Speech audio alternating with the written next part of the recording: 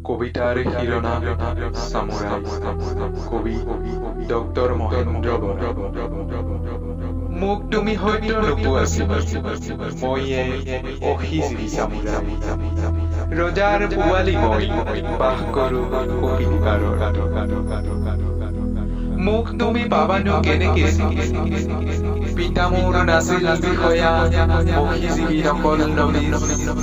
পুৰুষে পুৰুষে আমি প্ৰাণ দিছো দেশৰ কাৰণে খুজিছো জাতিৰ ধাৰ যুঁজ কৰি বিদেশী এনৰ হবে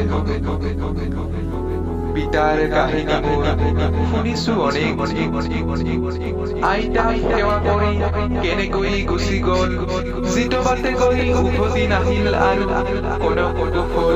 ক্ষুদিৰাম কানাই লালৰ মই হেনো আছিলো তেতিয়া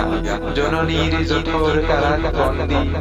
দেখা নাই তেতিয়াও পৃথিৱীৰ বেলিৰ পোহৰ মোক তুমি হয়তো নোপোৱাছিলা মই অসীজীৱী সামুৰাই গাঁও পাতি বাস কৰোঁ কপিলী পাৰত লোকে কয় আমি হেনো ৰজাৰ পোৱালি আমি কেতিয়া কেনেকে আহি ভৰি দিলো অসম আছিলো এদিন আমি দূৰ বহু দূৰ বিপাশা নদীৰ তীৰত উপৰি পুৰুষ মোৰ আহিলে উজাই ফিৰিঙি সেনাৰ হাতে বিদ্ৰোহী মৰাণ খেদি বহুৱালে ৰজাৰ আকৌ ৰজাৰ পাত সেয়ে ইতি কথা তিনি হাত দীঘল চুলিৰ সতে সাপৰ কৃপান ফুলি ভূমিচুই মূৰৰ পাগেৰে উপৰি পুৰুষে মোৰ স্বৰ্গদেউ ঈশ্বৰক জনালে চৌদিশে দুখৰ পাহাৰ যায় পথাৰত গতি গতি মানিকৰ মুঠি